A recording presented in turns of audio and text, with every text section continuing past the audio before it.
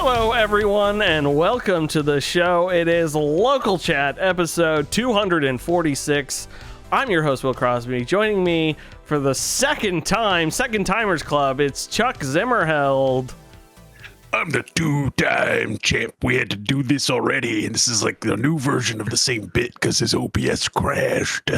How's that? There's no evidence of that ever. Okay. Speaking of two-timing me in the ass, it's Ian Gibson. Okay, don't crash. We good? We still good? Because when you introed me last time, that's when it crashed. I installed that racism detector, and it just went, whoa, let's take it down. It's weird, because I was just about to say, no, I'm just kidding. I leave that till later in the show. Stay tuned. I was rewatching the PowerPoint presentation I did for Save Data, and at one point, I'm talking about World War II, and I referred to the word Nazi as the N-word without realizing what that means. You knew. No, you knew. I genuinely did not. Did I tell you? This is very related. When I went to Germany last year for the Battle of the Bulge-Hurtgen Forest History Conference, there were several German people. They've been conditioned in a good way not to say Hitler. So when they're giving a presentation and they kind of have to refer to him, they call him the man from Austria. So like the little guy from Austria. Guys, the Twitch clock says 8 minutes and 47 seconds, and you guys already hit Nazis and Hitler. I'm sorry. Yeah. Well, it's actually not a Nazi clock. It's a World War II clock that we have. I don't want to tell you how to do your whole thing over here, but I don't know. We didn't get a chance for you. Do you want to chime in on the Hitler Nazi conversation? I was on the side of the Allies, so. Okay, so you're an ally. Okay, yeah, got it. So it's important to get in there. Sorry, I know that disappoints you guys. You got Bismarck's mustache over there. Yeah. Did Bismarck have that mustache? He had the curly mustache, right? He did. Yeah. Let's take a look. Oh, he did. Oh, he had like his was. Yeah. He had the be clear, Bismarck was dead before World War One, though. Right. I can hear people screaming. I didn't want to compare Will's mustache to a Nazi, so I picked 20 years, 30 years earlier. Do not confuse our deep love of. Oh man, I really wanted to do the switcheroo joke there, but do not. We have a deep love of World War II here at Subpixel. I was gonna, you know what I was gonna switcheroo, but so don't mistake that. We don't. As much as we talk about World War II, we don't endorse World War II. Be very Speaking of getting canceled, can I bring some rage that I have toward this show to bear? Rage against this show, me, doesn't it? Yeah, Ian, you said some really dumb shit about the city of Los Angeles some weeks ago, maybe a month and a half. I did. You did. I did. Yeah. But I do believe I clarified that I've never been there, and so this was. How should I say? So you were just temporary. You were just saying shit then. All right. Yeah. All right. It was temporary shit. Okay, never mind. I give up. He gives up. Yeah. I do. You know, actually, since you bring it up though, that was inspired by Will's dislike of LA based off Summer Game Fest. You were there as well. How was your LA experience for Summer Game Fest? I like Los Angeles. I enjoy the city. Oh.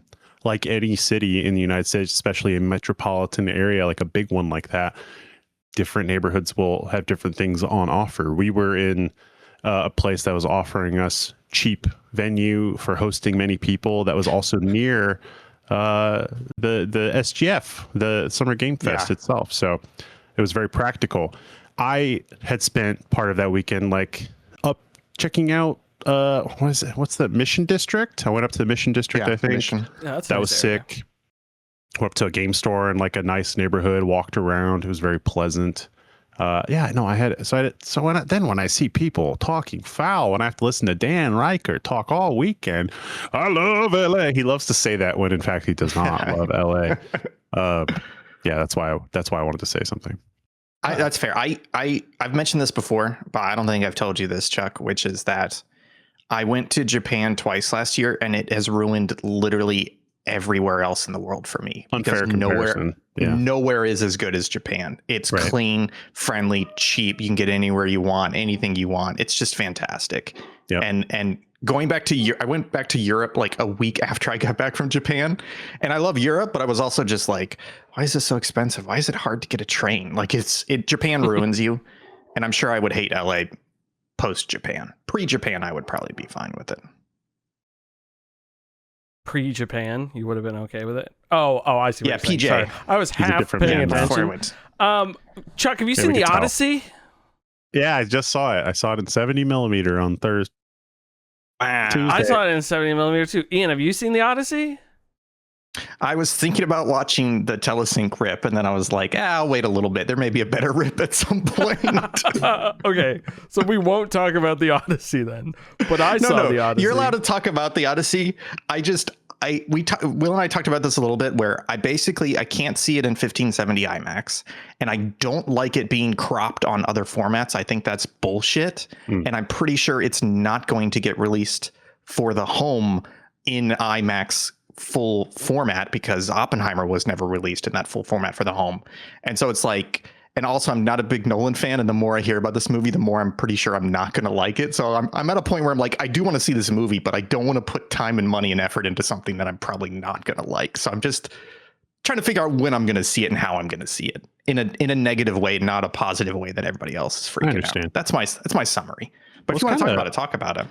What's kind of baffling is my wife was ragging on Christopher Nolan and this movie like for 2 weeks before we saw it. And she finally was like, fine, we'll go see it. We walked into the theater. She liked it more than I did. Wow. So however you might think you'll be predisposed toward hating this movie, it might surprise you. That's good. That's good to hear. Here's what I'll say. I also realized that I haven't seen the last two Nolan films. I haven't seen Oppenheimer, so don't spoil it. And I haven't seen... It blows up. Whoa. I don't know if they invent it. And I haven't seen Tenet, which I heard is like, okay. It's better than most people give it. Yeah. I am a large fan. Yeah. I do really like Interstellar. I like Inception. It's been a while. We talked about it recently. I've been meaning to go watch it again. Yeah. And of course, like the Batman films. I mean, Dark Knight Rises is okay. And I have somewhat strong opinions on Dark Knight. But Batman Begins is a very good movie. All of this. You mentioned Interstellar. I live in camp. That's a certified classic sci-fi film. And I won't hear to the contrary. You know, that's where I live. Yeah, it's a great movie. Can I just say, I was thinking about this today, and I've told Will this. I read that screenplay when it was leaked before the movie, like years before the movie came out, and that original screenplay is pretty bad. And I think that colored me to such an extent that the final movie is close enough to that screenplay that I don't think I've ever given that movie a fair shot, because it just reminded me of how bad that first draft was. Ian's an English major, so writing is very important to him, where to most people, writing's not important at all. Important clarification. Are you an English major or do you have an English degree? I have a Bachelor of Arts in English Literature and a double minor in creative writing and philosophy, and I graduated literally top of my class, motherfucker. Magna cum laude, you know what I'm saying? Whoa. Well, they didn't have that, but I was the Penrose Award recipient. Let me put it that way. Wow. Put a pen in your rose. Oh, thank you. So shouldn't you be like more privy to the fact that like reading someone's first draft and then making judgments based upon that is kind of messed up? Yes, but for example, Interstellar, one of the dumb things I hated in the screenplay was they were like, oh, there was World War III. Now it's 20 years later. By the way, NASA's been hidden underground the whole time, and they're able to just build and launch a rocket. And that's still in the movie. And I was like, that's just dumb. That's dumb to have in a hard sci-fi movie. That's dumb. Except someone like Mark Zuckerberg is just buying up all of Hawaii and building a bunker, and no one knows what that looks like. Yeah, but he's not a government agency. A billionaire I could believe. A government agency I could not believe. Our current government agencies are owned by billionaires and trillionaires, or one trillionaire, right? Musk? Yeah. No, because he doesn't own NASA. Right. Well, actually, they almost exclusively contract his company to build them rockets. Well, no, because they have a deal with Blue Origins for they do? Yeah, they're actually doing both. They're doing both SpaceX and Blue Origins. Double dip. They're launching both of them into orbit to figure out who's going to do the capsule for Artemis. Sorry, we're going down like a nerd tangent here. The Odyssey was a movie. Yeah, tell me about the Odyssey. I saw it in 70 millimeter. It was good. I forgot. This is gonna sound like I didn't like it, but I forgot the nice like flicker old projected film has. it's like soothing. I quite enjoy it. It looked really good in 70 millimeter. It wasn't 70 mil IMAX. It was just regular 70 millimeter. And it was funny too because they did the whole AMC introduction and it was like laser projected, and I heard the lady next to me go like, "So it's not 70 millimeter?" And then that goes dark and you hear like the clunk of the switch over, and then like it lights up, and I was like, "Oh, okay, it is 70 millimeter." I about an hour of this movie, I kept saying to myself, the first hour I'll say, I didn't like the movie at all. And I don't know why. I think it's because I think the movie was more, I don't mean cerebral, but the movie was more like not holding your hand. I was expecting it to be more mainstream, and it was more artsy. So they were like doing quick cuts between conversations, quick cuts between time, and stuff like that. Where after like an hour in, and there were some lame plot points I thought were kind of stupid, but once that hour in hit and the movie was like actually taking off and that stuff was established in my mind, I really, really enjoyed it. But the opening and stuff like that was just like really threw me off. And Chuck, I'll ask you this. Did you think the first couple islands they visited were kind of meh? Can you remind me which ones those were? The Giants and the Cyclops. I thought the Cyclops sequence was horribly edited. I thought the Cyclops sequence was incredible. I thought that was like one of the highlights of the movie for me. And I can't tell if that's just because I was still in the mode where I was like what is going on? Like, why are they editing it this way? And once like that more have clicked in to, I think they're editing that way obviously because they need to tell this really long story in a short amount of time. Yeah. But also, let me just say, it's not that. Christopher Nolan has always, I don't think he's doing the physical editing himself, but he has always very quick, rapid. And there was a chart going around, and it's all these directors, like 20 directors, and how their average shot time.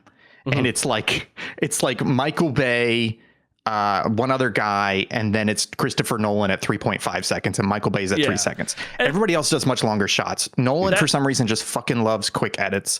And that's one of the things I don't like about him is you got to pace it out. There's time for quick edits. There's time for lingering. And it feels like he's just constantly, no matter what, quick edits, quick scenes. And I don't like that. So I will say, I think as the movie went on, his quick edits did lessen.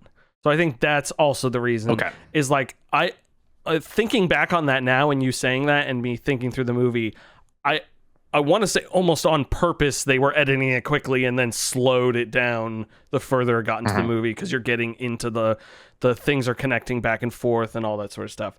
So, but like there were shots, and you saying that also makes a lot more sense, because the man hates a shot reverse shot and won't do it. And the man also hates waiting, because they like at one point they're like, "Oh, okay, we'll wait for it to fall asleep. Cut. It's asleep." And I'm like, "What?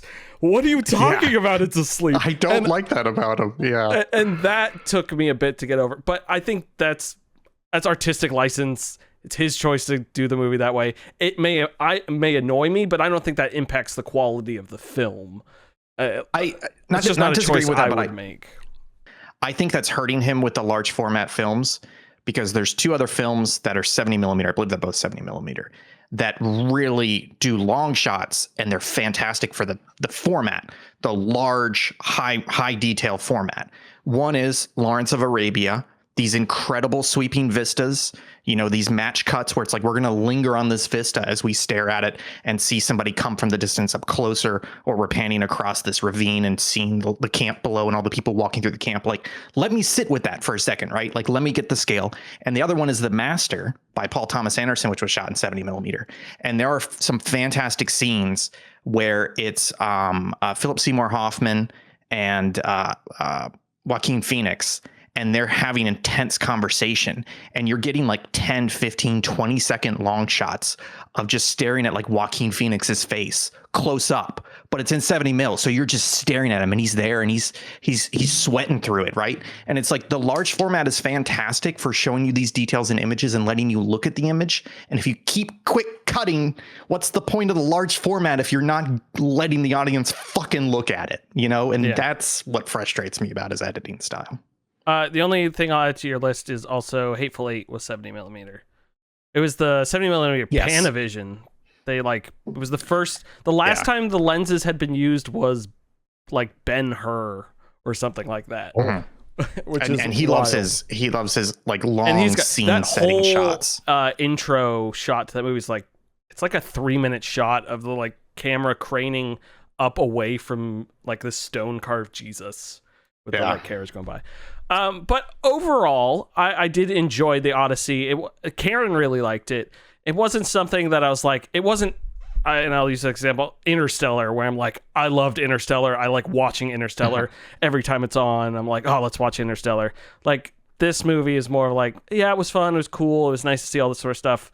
My biggest takeaway was like, because there's obviously like a plot, or not a plot. There's obviously a plot to this movie, but there's like the bring around, like the whole like realization they're leading to the whole movie with like certain characters and stuff reappearing and him and stuff at the end. And I'm like, oh, I really want to go like read the Odyssey now and like see how much of that comes out of that. Like, how much is he taking to add to it? How much is in the original poetry and the translation? Because all of my knowledge of the Odyssey is just like, there was like a VHS of like the Odyssey I used to rent from the library that had like the different Odyssey stories, but they weren't like strung together. It was almost like in that sort of like Sinbad or Jason and the Argonaut style, of just being like, we're just going to do the Giants thing, or here's the book about the tale of the Giants. Yeah. Chuck, what was your takeaway from the Odyssey? What did I take away from it? It's spectacle. That was what it was for me. It was spectacle. I'm not like getting anything meaningful out of it. When a Dan Reichert's like, I didn't really get the meaning of it. I'm like, no, like honestly, I get it. Like, to be honest. It's a spectacle. I was gonna shout out Bill Irwin. If you guys don't know who that is, he did the mocap for the Cyclops, and he is also in Legion, FX's Legion. I don't know if you guys saw that. I really like that show, and I really like his character. Was it him or was he fully CG? Because it almost looked like they composited shots of him, like of a full. Because it looked so cool, and it looked so cool. It looked like the best version of when old movies would composite, like a guy standing up. It looked like that, but the realistic version of that. So I kept being like, did they like just green screen this guy in and paint him? It was so awesome. That's what I loved about the movie more than anything else, is like, oh, practical effects are so good. It's like it was everywhere. It kind of fell apart sometimes, like the Laestrygonians, like the giants, like Isle or whatever. The kid was okay. I was like looking at the background sometimes. I'm like, okay, that's clearly a 1 foot height difference between the normal guys and the armor guys. But then up close, it was like pretty effective. The pig effects were cool. They were. That was all practical. Yeah, it was. That's all for the guys into pigs. For the real pigs. Yeah, yeah. But like animatronic, they just got cops, makeup. It's crazy. I do want this on DVD just because I want to watch like the making of, and I want to see some commentary. I'm like, oh my god, it was a gorgeous movie. Yeah, I'll just say I saw somebody have a very good point where they were like, this feels like a very good counterpoint to the whole Unreal Engine.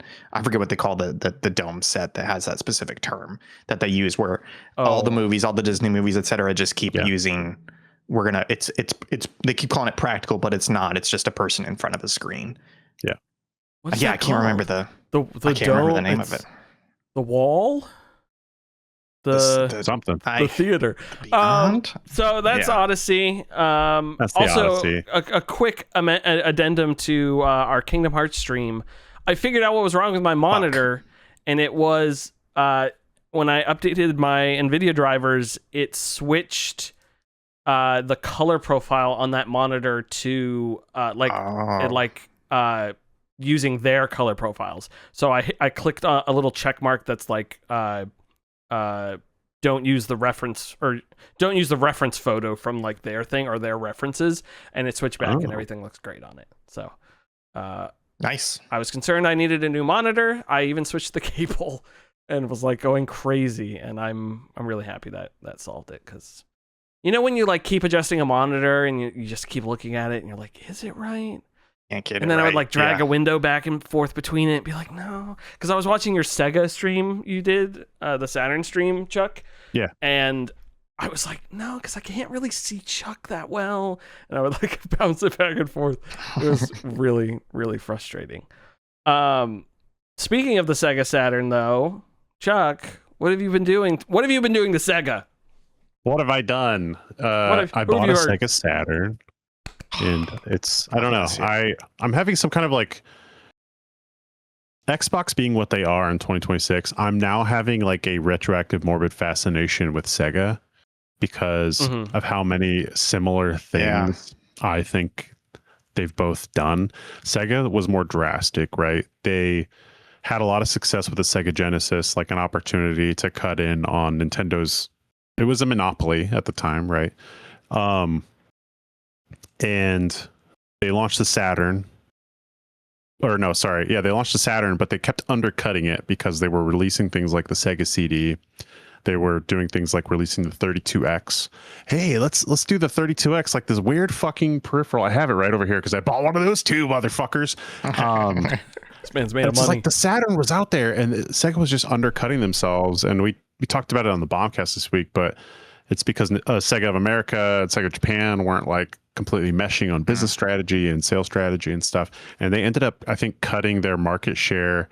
I think they almost had 50% at one point, and it went down to like in the teens, just over a matter of like 4 or 5 years. So when I see news about like Xbox losing business, like console business, like 13% year over year, like that was just announced this week, I think. I'm like, so Sega, lots of lessons to be learned there.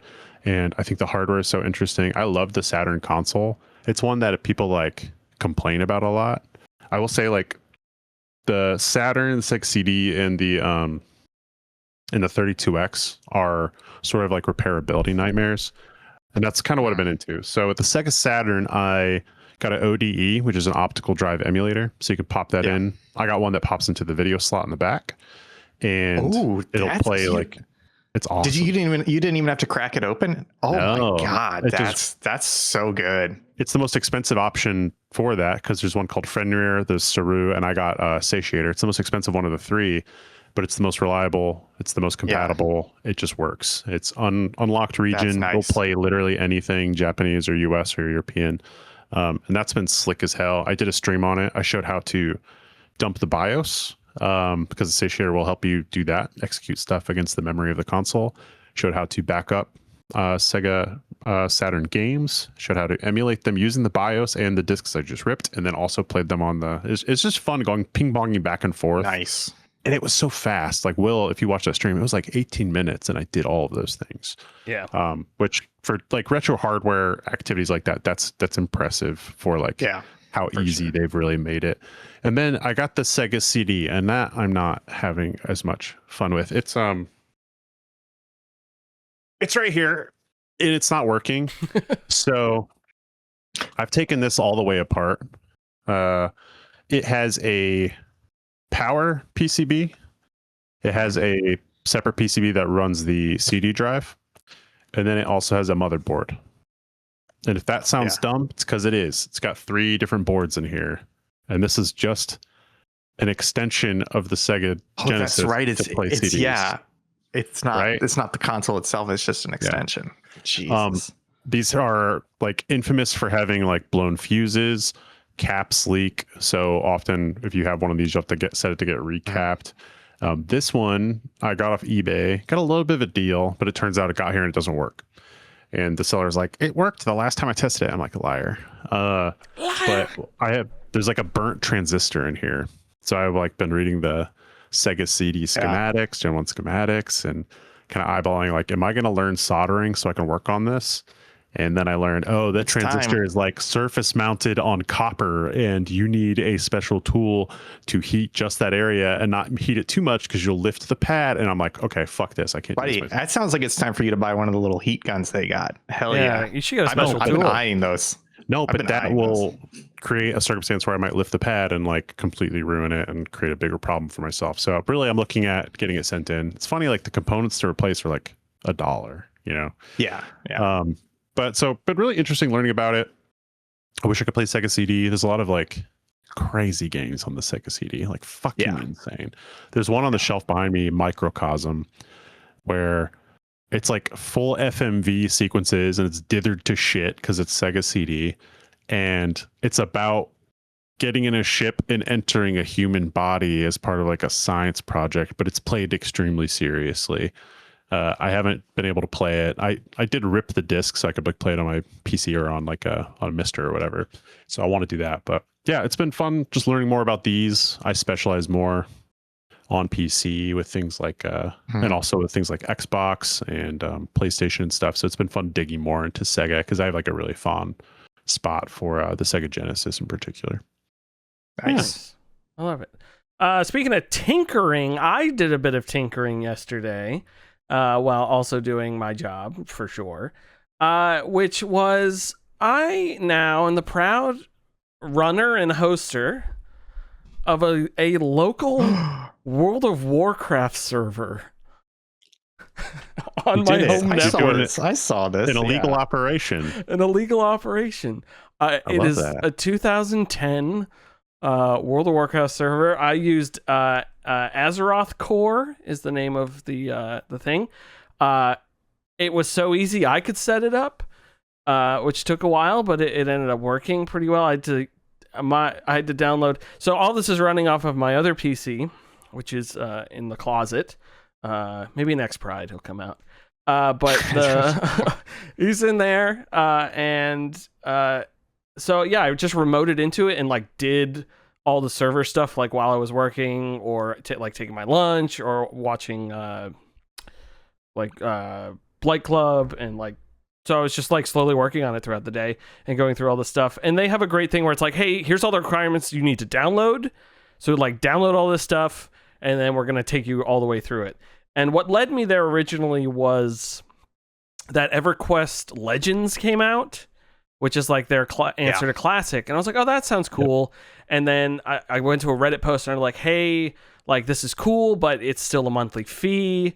It's EverQuest Classic. You still have to get microtransactions. There's DLC you have to pay for and all this sort of stuff. And someone's like, oh, why play that when you can just emulate your own EverQuest server? And I was like, that would be awesome. Like, because we played Project 1999 on ServerQuest years ago, and that was a little bit fun, but I was like, there's something more fun about running your own local MMO server. And so I Googled that, and something in that community has happened recently where the like download links for everything have been wiped, and like from their Discord and from their subreddit. Someone got threatened legally.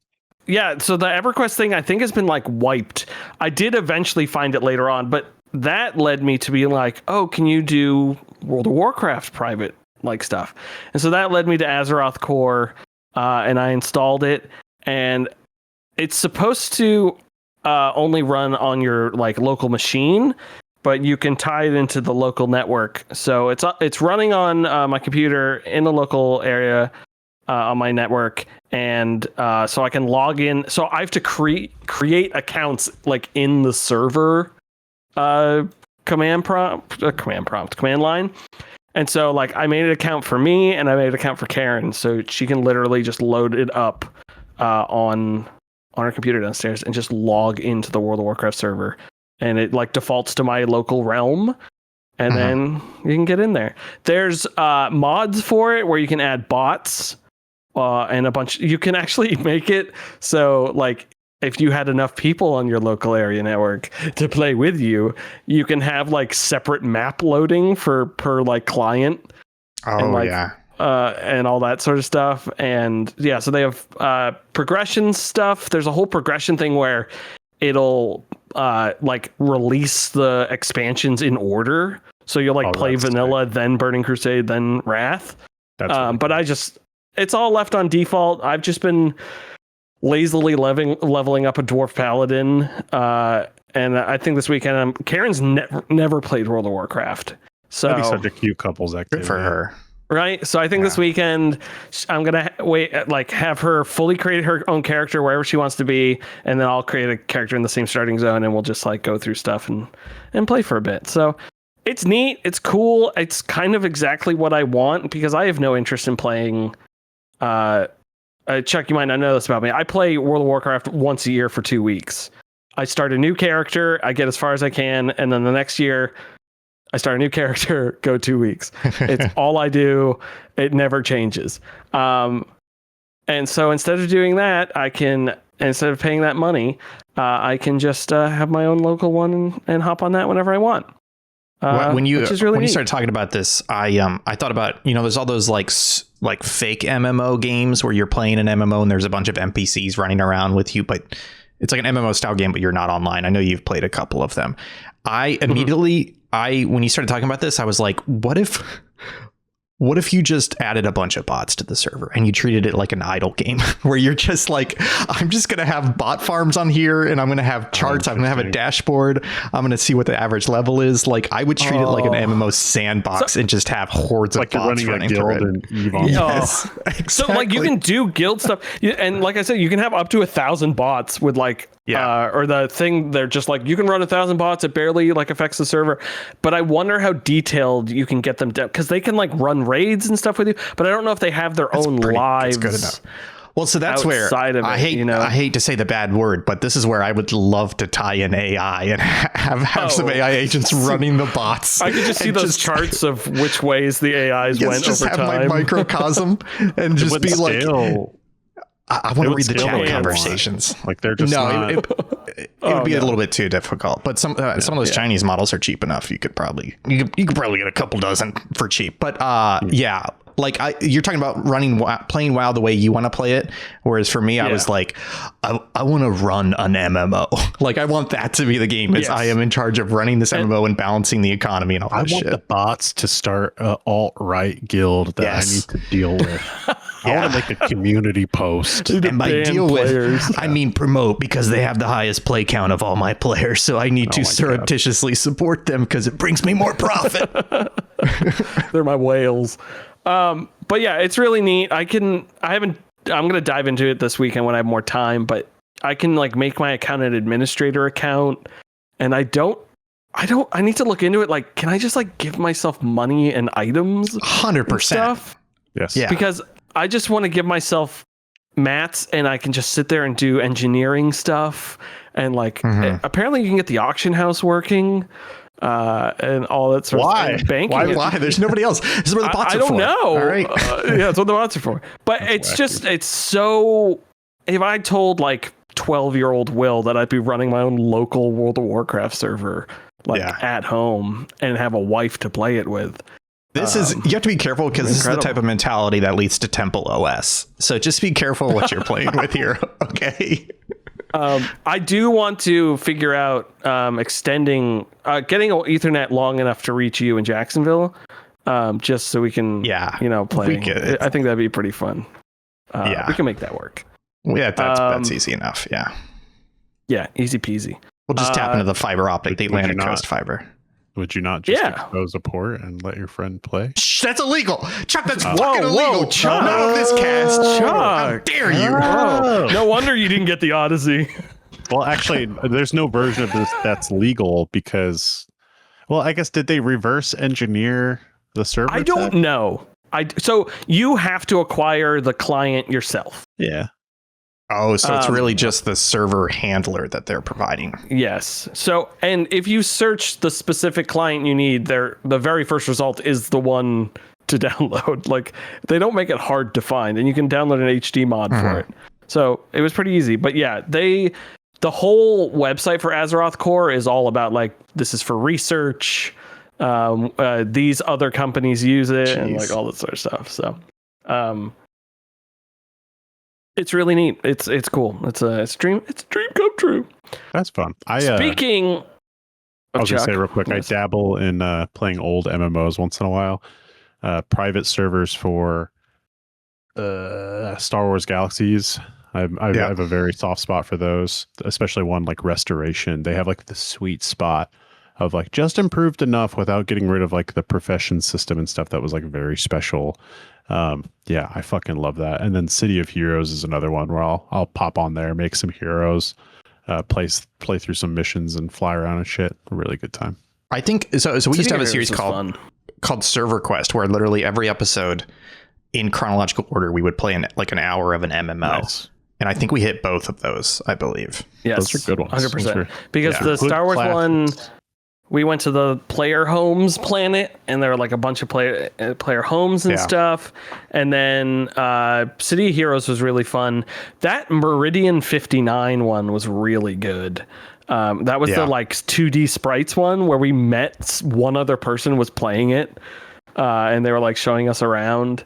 That was a really fun series to go through. That thing about Star Wars Galaxies, you said a planet where people's homes are. Every planet was habitable. Yeah, it was. Yeah, it was. I think it was Tatooine, but it was. I meant to say there was an area where it was just like a sea of player homes. It was Tatooine because we were just starting out. Yeah. Yeah, Tatooine is like a popular place for that on Star Wars Galaxies because there is a grind loop you can do where everyone gathers in the same spot, pick up missions, and then all of the destinations for those missions are within like 100, like whatever units, and you can just like go. Everyone's just like doing races, like grinding XP. You can like level up to max like in a couple days. It's awesome. Star Wars Galaxies we bought at the store. I don't know why we didn't return it because I still have a copy of it. And we got home and we didn't know it was an MMO that we had to pay for. And we're like, oh. So we never played it. Great game. But wait, you still have a complete box? Yeah, it's in like with the it's like in the plastic box. I see a spot. I think it's the bottom of this bookcase. There's a spot for it right there. Send me a picture. I want to see this. It came in like a cardboard kind of thing originally. Yeah. It was still the big cardboard, I believe. I'll grab it when I'm not talking. Okay, cool. Speaking of not talking, Chuck. Oh, I can't. I'm not streaming anymore. Let me gonna hit the game button. That's the song, right? Oh. Maybe? I don't know. I don't remember what our game song is. Oh, it's the one that goes doo-dee, doo-doo-doo-doo-doo-dee. It goes like that. Really good. Nailed it. Yeah, you know the first time. That's close. What if it was like...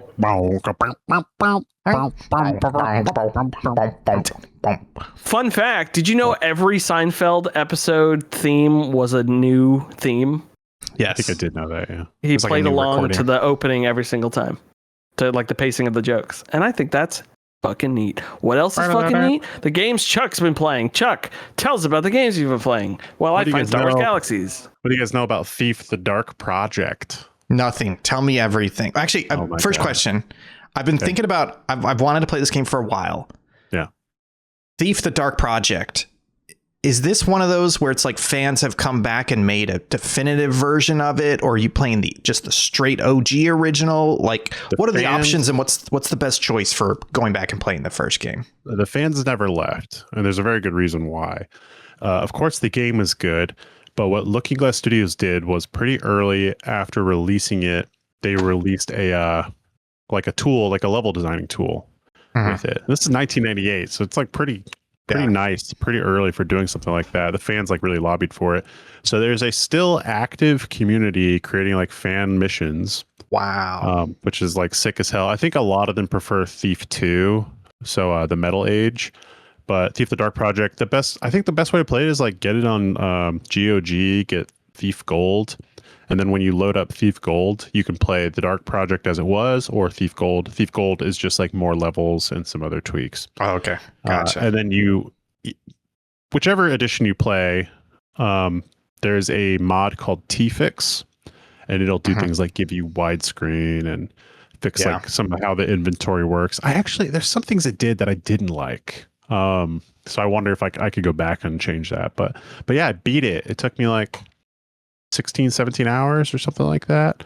I played it on stream. That's the first game in a long, long time that I just played beginning to end on a stream. So that was like fun. A way to kick off my personal streams again for the first time in like 5 years. How do you feel? Because, this is something streamers talk about, but it's hard for people to understand until they actually do it. How do you feel about playing a game on stream with an audience and a chat that you're trying to look at and interact with? How did you like that kind of experience? Piece of cake. I don't know. I thought it was it's motivating for me. Like is it? It depends on the game. It depends on the game. It depends. Reedy games are hard. I think a couple things helped where I get to start with a chunk of the Giant Bomb audience that are just like fucking ride or die and will show up for you. Yeah. When you're at a job like that. So I had those guys there, familiar names for me. And then because it's Thief and like I've described the community, all of those kinds of people showed up in the stream too. And I would literally be stuck on a puzzle. I see there's 40 people watching and I'm like, guys, can I get a hint? Yes. And they these give you the fucking perfect long hint. time Thief people will go, do you need a hint? Are you sure? Have you looked at your objectives? I'm like, these cheeky that's fuckers, what you want, they don't want to That's what spoil you it want. for me. They're being so cute. Yeah. But I was like, God damn it, just give me a spoiler. They wouldn't do it. So I thought that was really cool. And for reading stuff, I just put on a voice and I go to town. I like read all the you're okay with that? scenes. And Our hardest one was we played mouth washing on stream, and that was such. And we barely read during streams, and we had gotten near the end of that game, and all of it had completely gone over my head, and it got real serious at one point, and I'm like, yeah, let's not play this anymore. Yeah. I mean, I played Dungeons and Dragons for a long time. It's like the first time in a long time I haven't been playing it every week or whatever. And as a dungeon master, I was always like, I'm just going to do character voices. I'm going to throw it all out there. I don't care. Yeah. Man, woman, like elf, dwarf, I'm going to do everything. And that also like helped make my players comfortable with doing voices too. So that's just in my DNA. And so like when I'm doing a stream for an audience, I'm like, of course I'm going to read these in insane voices. Like why the fuck not? And that does help a lot. Yeah. I think we found our sweet spot with that sort of stuff. For sure. Game is a banger though. If you haven't played it, Ian, it was like the first game that really pulled it all together in a 3D game where like when you're running around, if you're running, you're going to make footsteps. The guards will hear you. They'll come to that location. If you stay perfectly still in the shadows, and it's like literally the shadows on the ground. If you stay perfectly still in those, the indicator will show that you're not visible. They'll walk past you. It's not just about like hiding behind something. It's literally like using the light and sound to your advantage. You get like water arrows. Water arrows are so iconic from Thief. And now that I've like beaten it, I'm like, fuck yeah. You like take torches out or campfires or whatever. You knock them out with like water arrows. So you create more shadows for yourself. And it's just like, it was so inventive. Arrows are full of water. They're not made of water. It makes no sense. If it doesn't matter, it's a magic world. Like it's got a little like a little globe at the end, like a glass globe full of nobody water. knows. They don't explain it. It's a magic world. For some reason, I never put that together. People don't know that either. Yeah, I thought it was just like medieval. You know, Chuck, I knew that, Chuck. Yeah, I did. I knew that. You knew that. Yes. Good job, Will. 2 points to William. No, so it definitely gets weird. Like there's undead and ghosts and like fucking eldritch monsters and shit. You're fucking eldritch monsters? You fuck the eldritch monsters. I'm in. Oh my god. I'm in. No, game whips ass. It had some frustrating level design sometimes. Like it's like, oh, you need to go to this spot and he's going to give you very vague clues that he'll read one time and he's not going to repeat them. If you didn't hear it, you're fucked. Like it's that kind of shit. But then you'll enter some of these levels and they're so vertical and like creepy and they're leveraging lightings to this extreme. And it's just so obvious the influence that it's had on other games. And like the director of Dishonored at Arcane, he's like, yes, this game is because of Thief, like straight up. It's hard to like walk away from that not being like impacted by just how much that game has done for video games. So kicks ass. Yeah. Highly recommend. Your experience. So I've done everything that you said about Thief except play the game. Like I've downloaded all that stuff and I had it all set up. But also your exact experience doing all of that and playing the game and loving it and having all these epiphanies was me with Deus Ex, because that game is insanely good. That might be really fun. Play, to be honest, I haven't finished it. I think I got near the end of it and then we moved. And then by the time I came back around to it, I was like, I don't remember what's happening in this level. And I don't remember the controls to this game. So I'm like, I should go back and replay it. But yeah, that Deus Ex, that game, it's so good. And Thief, man, I should play Thief. I mean, Warren Spector was like at Looking Glass Studios during the development of The Dark Project. So that came out in 1998, and then he left for Ion Storm, which Ion Storm was founded by John Romero after they got their big cash, their big stack of money. Doom in the background right there. So he basically had some money for Warren Spector to make the game of his dreams, and there you go, there's Deus Ex. So that's on my list to play. I might play that next. I'm gonna do a bunch of like arcade ones, knock them out. It's on my list, and then I wonder how that System Shock. I wonder how that recent remaster came out, because that Deus Ex remaster came out, right? But there were a lot of complaints about it. I wonder if they cleaned that up. I'll probably play the original and just like do a mod or something. I think there's a Steam separate Steam game you download, and that like takes the files from the original. Like that's the one the quality of life stuff. Yeah. That System Shock 2 multiplayer I want to play at some point. The remaster came with multiplayer, and I think you can have up to like 4 people. I think it'd be really fun to just play through all of System Shock 2 with 4 people, because you could each choose a different path at the beginning. I think there's 4. There might be 8 paths. Yeah, and I think that would probably shave some of the frustration corners off in terms of like, I don't know where to go, or what is this puzzle. Whereas if you got 4 people exploring or looking at it, you can bounce ideas off each other. Also, System Shock 2, it's a little bit scary. I think it's supposed to be a little bit scary. It terrified me. It absolutely terrified me. Very scary video game. Thief also kind of scary. There's like, there are enemies you cannot outrun. Like, enemies are faster than you in that game, because the game is not meant for you to like kick a door down and kill everything. Yeah. You can if you're good, but like there's these ghosts that like they sound fucking scary, and they'll hear you make some noise and they'll come sprinting over and chase you down from behind and stab you. It's awesome. Wild. I don't like that. Great. Speaking of stabbing, what else you been playing? I'm killing my second game. I don't want to talk about it. I do want to talk about Demon Dust. I talked about both these games on the Bombcast this week. I'm sorry.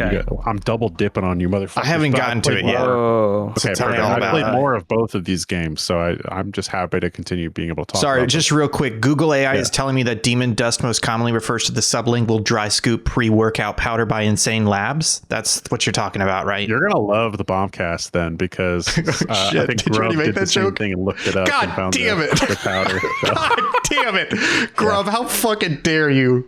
He's the man. Shit. Demon Dust is a game.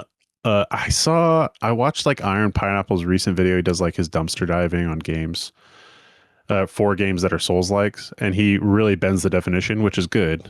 And he bent it this time because Demon Dust is very similar to Kingsfield, so like an early FromSoft title. It's very similar to that, which is tank controls. Which can be frustrating for a lot of people, but it just like adds to the vibe and mood in Kingsfield, and the same in this game, Demon Dust. So this came out this year, and I think it's the developer's first game. It is just dripping. It's got like lots of dithering. It's got this cool like interface around the screen. It's like in the game, you are someone manipulating a console and controlling a proxy going through this like maze.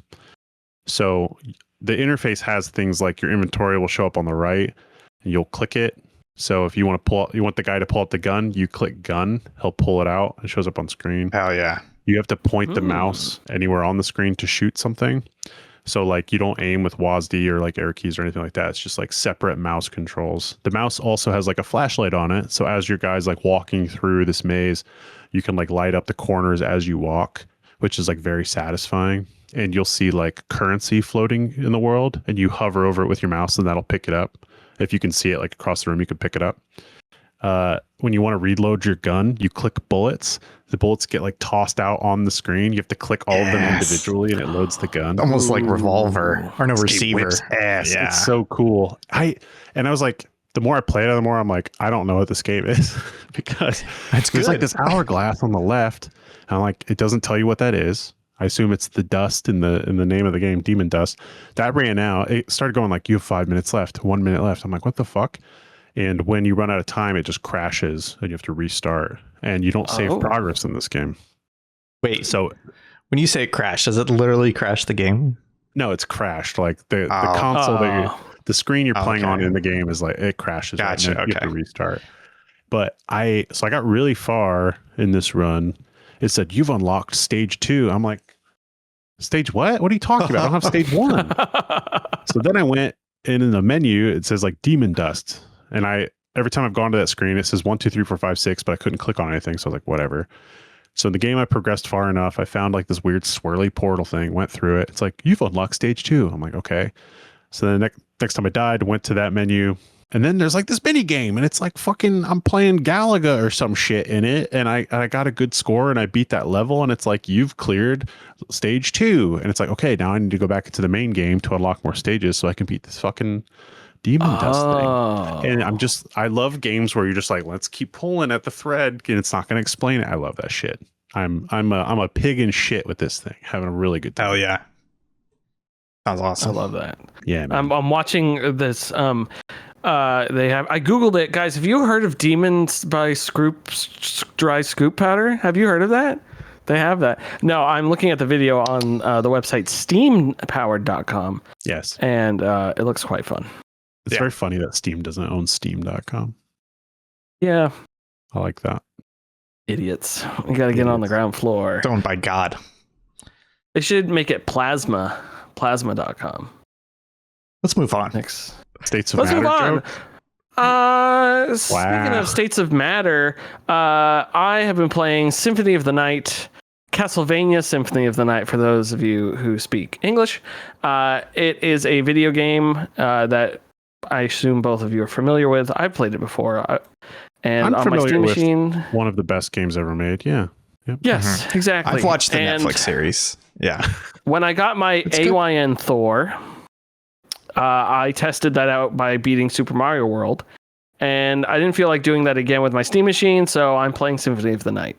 And it's been just long enough that I've forgotten all of Symphony of the Night. Hell yeah. Where do I go?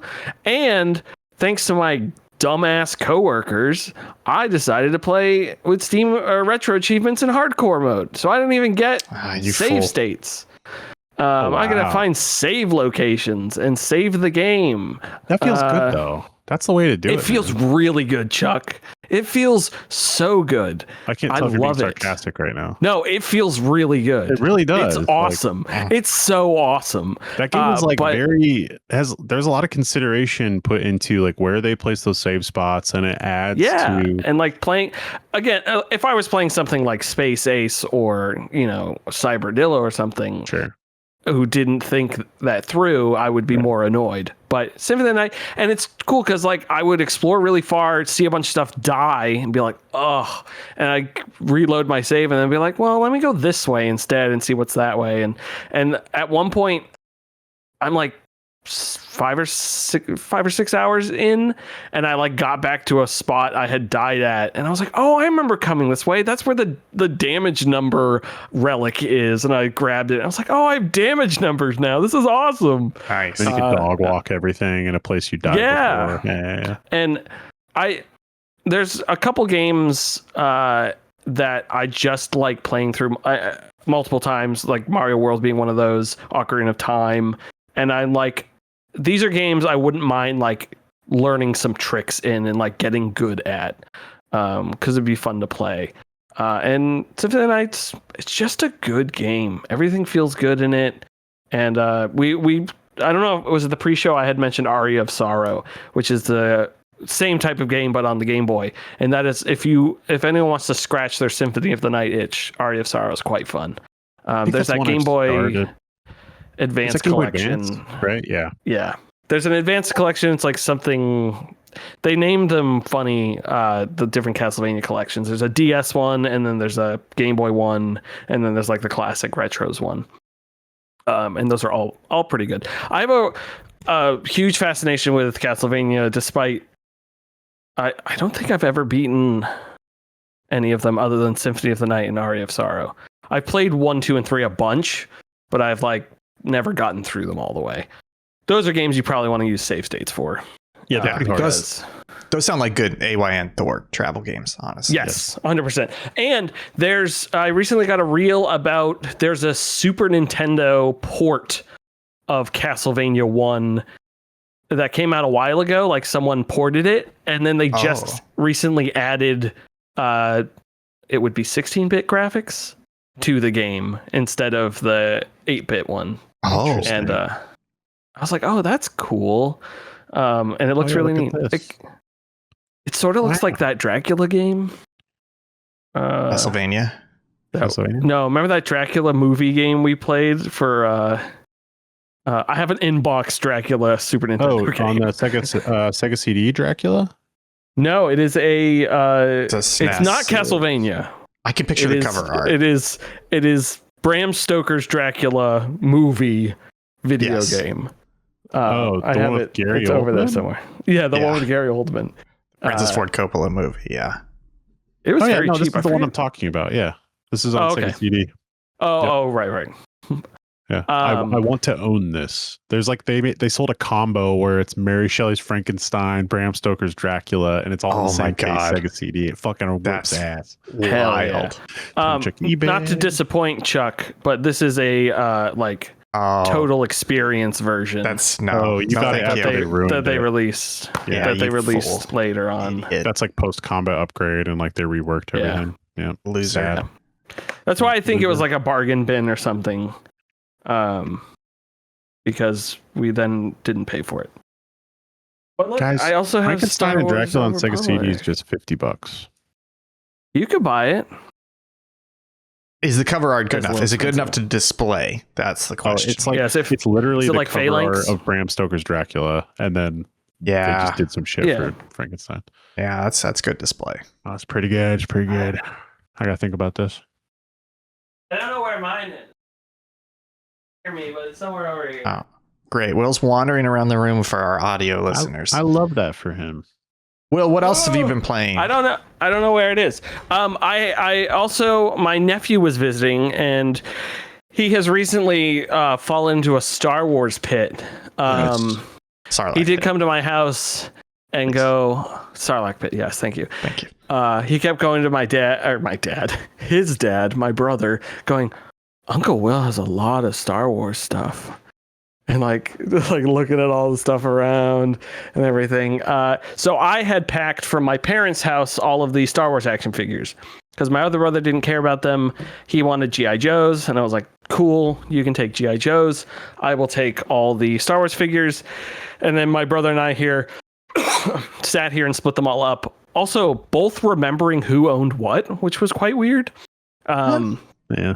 And so we sorted through them all, and so he was. I have my bin over here, which is full of guys. They've been sitting in a plastic box for probably 10, 15 years, and they sort of smell just like BO. Maybe the rubber's starting to off gas. Well, they were in the garage, the attic of our parents' garage, which is a separated garage. It's just been sitting up there. Yeah, I don't have Kit Fisto. I have 2 Plo Koons. Okay, I want to see Plo Koon. Can you get him out? I have a Plo Koon is my favorite Star Wars character. Of course, they're within reach. But Kit Fisto is like the funniest looking Chuck. one. What? I mean, he's not my favorite, but I was a Plo Koon head for a very long time. I'm a huge Plo Koon head. I liked when in Jedi Knight Star Wars Academy when you could play one of his species. That ruled. Yes. Oh man, I like Chuck a lot more now. So one of my Giant Bomb show ideas was Star Wars Dork Forces, where we just play some of those games. I'm just saying. Oh, that's a good idea. That's a good idea. Look at him, Plo Koon. He's the man. He was so cool. Yeah, he's so cool. We love Plo Koon. The prequels are awful, but their character designs were peak. So do you remember Dirge? Yes, I do. He's from the original Clone Wars show. Oh. He was the guy, he would die and then he would recombine, he was made of slugs or something. Oh, that's right. Yeah, that guy. Yeah. Here's Ian's favorite. Jar Jar. Misa Jar Jar. Jar Jar, yeah. Here's half of a Jawa. Oh. Anakin got him. These really smell bad. These smell awful. I hate what's happening here. I mean, there's a minor dead animal nearby. Oh, look at him. Look at little Anakin. In the pod racer uniform. There's a lot of good guys. Oh, here's the assassination droid that puts the slugs in Attack of the Clones. I thought they're like little millipedes. He must still be at my parents. But there's a magnet here that I think it's the Obi-Wan figure hangs onto it. Oh, that's so cool. Because he's and you can zip around the streets. Yeah. Yeah. And he So drops I have into all these. Anakin's car. I then, when my brother was still here, went onto eBay and I was like, oh, how much are like Star Wars action figure lots? I found a lot that contained almost all of the exact figures my brother had just taken for $40. Like, including like the speeder. It had a bunch of obscure Shadow of the Empire figures that we had. Grub would be activated by that. That's right. That's cheaper. And so that's cheaper. I just ordered it. That's cheaper than I thought, because I know pretty much anything Lego Star Wars, especially Lego Star Wars minifigs, are insanely overpriced. Like, there's Star Wars minifigs that go $100 each. So I thought the action figures Lego, right? That's total different. Yeah, that's true. These stores are were so saturated with Star Wars figures in like the early. Yeah, it was like Target and Walmart. Yeah, that's true. Like, and you can get them for like $2 or like whatever the fuck they were back then. I remember I would like mow the lawn so I could buy a couple of them. That was my I think. Is it Nethorian? Love those. Yeah, he is. This is my childhood Darth Vader that I chewed his face a little bit. Well, this is like he's like so my favorite toy. Why is he so jacked? I know, right? Darth Vader's jacked. I think this is why I like men so much. He's so cool, right? And then Boba Fett's my favorite character. So I have a shit ton of Boba Fucks over. Oh, did you ever get the his ship, the Slave One? Did you ever get that? The big one they did in the early aughts? Yes. I have the actual 6-inch toy. I had that. No. The bigger one had like the little launcher. It would do the sonic charge drop. Oh no! So I didn't have. I have the Boba Fett Slave One. I don't have the Jango Fett Slave One. The Jango Fett one is pretty cool. Or Jango Fett's ship, as they now call it, and Boba Fett's ship, because they refuse to call it a Slave One. They don't like saying that. That's wild. I love Boba Fett. So that being said, my nephew is also amazed that I play video games for a living, and loves video games. And he kept being like, "Can we play video games now?"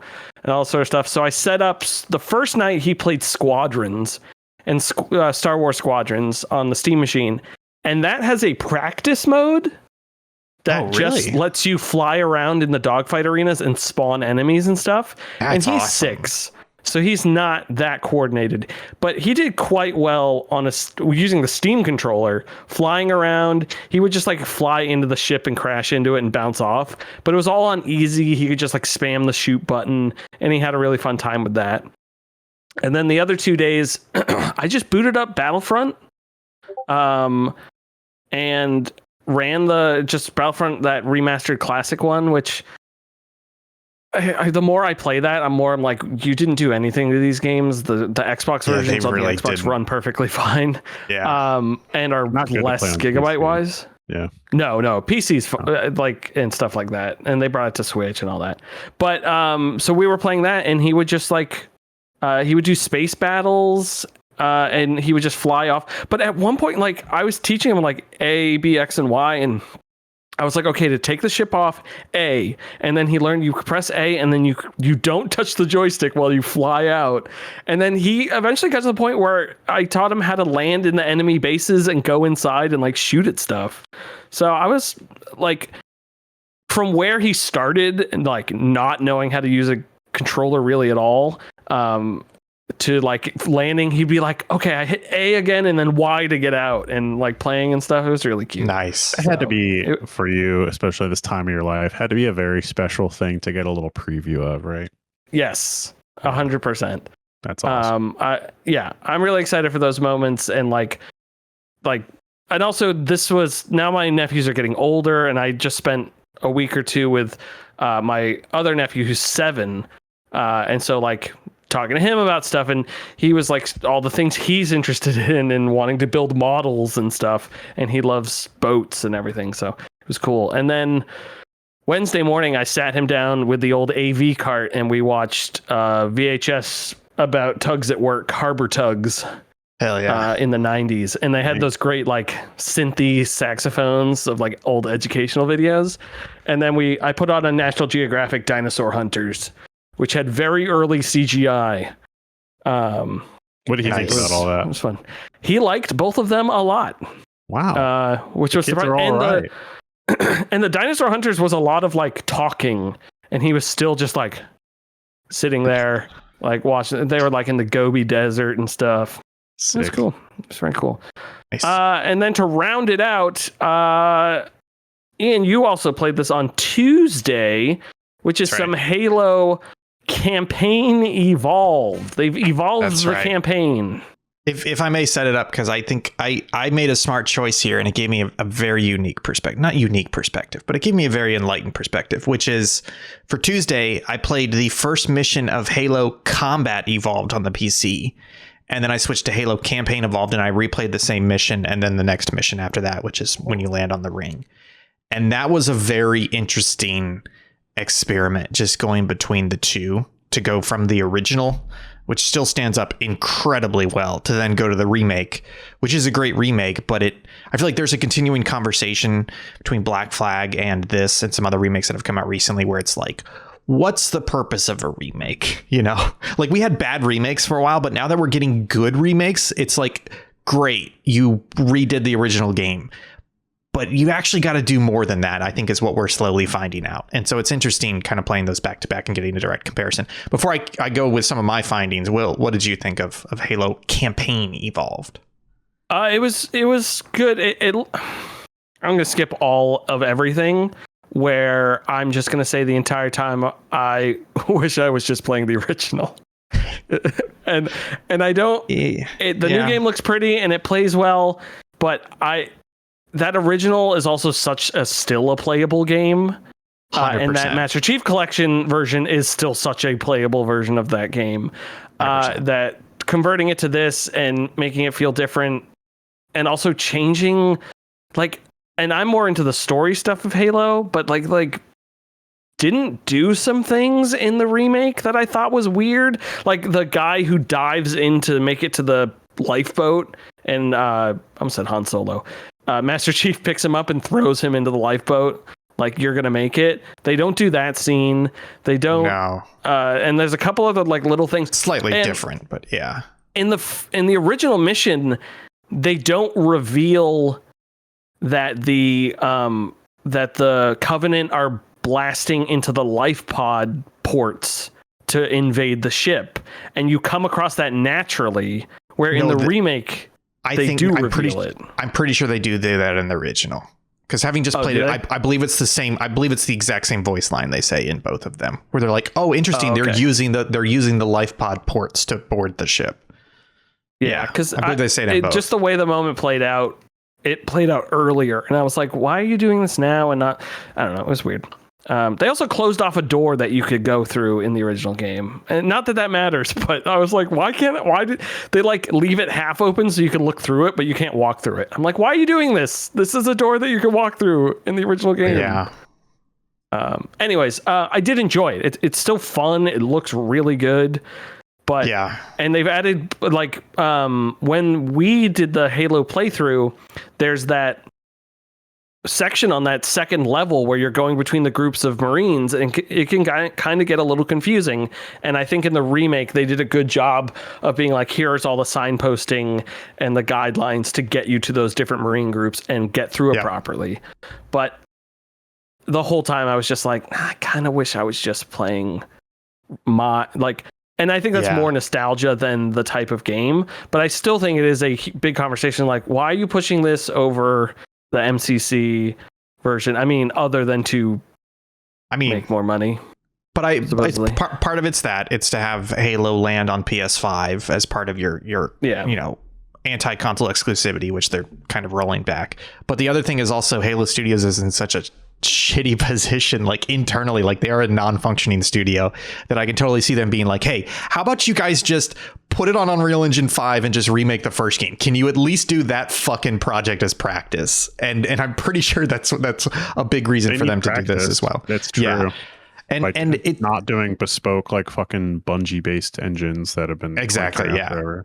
The type of engines that sunk Bungie, like their whole company. Yeah, to be honest. And it's wild, because I do not like Unreal Engine 5. I've talked about it before, about how it just has like weird performance issues, and they really lean into DLSS, which leads to weird artifact issues, and it can have stutter problems, etc. But I don't know how, but Halo Studios fucking cracked it on this one. Like, this game runs really, really well for an Unreal Engine 5. Like, I could not notice any weird artifactoring or dithering. And like I was talking about how, granted, these are both Obsidian games, but Avowed and Outer Worlds 2 are Unreal Engine 5 games, and playing those on my PC, I kept having to crank down the resolution and crank up the DLSS, and I would get bad artifacting just to hit a solid 60. But Halo Campaign Evolved, 4K, medium settings, solid 60, and a little bit of DLSS on. Like, no issues at all with the same engine. And it's just really good to see that. But I totally agree with you, Will. It's a fantastic remake in terms of, like, if somebody wanted to play Halo, they could totally play this. But playing the original again, I don't want to say timeless, because there probably will be a time where it falls out of favor, or at least it feels a little weird going back to. But 25 years later, for a 2001 video game, it still feels and plays incredible, and it looks great too. I think the only problems I had with the remake, honestly, I saw them making little changes like you were talking about, but I didn't really care about any of those. I don't want to say I didn't care, but it's not like any of those were like quotes that I had in my head and I was like, you cut my favorite quote, you cut my favorite shortcut. No, it was just like, I can see why you're making these changes. I appreciate that you're fully remaking these cutscenes over again, and you're adding and tweaking little things where you see fit, and I have no problem with that. There were two problems that I had with it. Number one was the assault rifle. Did you feel anything weird with the assault rifle, Will? Well, it's probably not what you're thinking, but my problem was it didn't sound like the original assault rifle. I think I only noticed this because I literally went from the original to the new one immediately. The old one feels like you are holding like a barking bulldog. Like, it's just like a huge muzzle flare, sure. And it's just like bah, bah, bah, bah, bah, like it's going crazy, and it's such a great gun to feel and to shoot. The new one, they literally turned the volume down, and it's too accurate in a way where it doesn't feel like it's kind of spraying everywhere. It's literally like more tightly focused. And it literally is quieter. Like they literally took the volume down, and so it doesn't feel like a crazy gun anymore. The punch, yeah, like the 1-2 combo the punch. Of Halo. Yeah. And the other problem, I don't think this is a problem with Halo Campaign Evolved. I don't think this is a problem with Unreal Engine 5. I think this is a problem with modern games industry and modern AAA, quadruple A graphic design, which is that the new game, they are leaning. A lot of games are doing this. They want realistic lighting, right? They want ray tracing. They want path-based lighting. They want it to look real, you know? And the problem is, especially on the ship, the first mission, the new game is darker. Like it's darker, and the colors are muted because they're using realistic lighting. And then how do they counteract that? They know it's a problem, and they counteract that by putting a lot of shiny colors in your face all the time. The grunts now have like shiny bright orange armor that looks shinier than it did in the original. Every time there's an explosion or the needler or plasma rifle, whatever, it's like a very big bright blast of color. And I have no problem with that, but it's the rest of the environments. It looks better on the ring, but on the ship in particular, it's like dark gray, brown because of the lighting there. Whereas you go back to the original and the game is brighter. It's the same gray ship corridors, but the game is brighter and the lighting is more considerate and hand placed, and it looks better. So it's like this game is a victim of modern lighting design, and you can see like before and afters and comparisons that people put on Twitter all the time, where they're like, hey, hand placed lighting is better because it's more artistic, it's more scenic, and it guides the player's eye, versus just realistic lighting at the end of the time leads to a flat scene. And I think, unfortunately, this game is a victim of that to an extent as well. I thought the AI was Halo 1's AI is really good enemy AI. Like, I distinctly always remember throwing grenades at elites and then like dodging out of the way properly and like avoiding stuff and coming up to attack you when you got close, where this game felt like they were more like, hey, let's just do Unreal AI? Yeah, let's add that to the enemies and we're good. I'm not saying they did that, but it's so apparent in the original.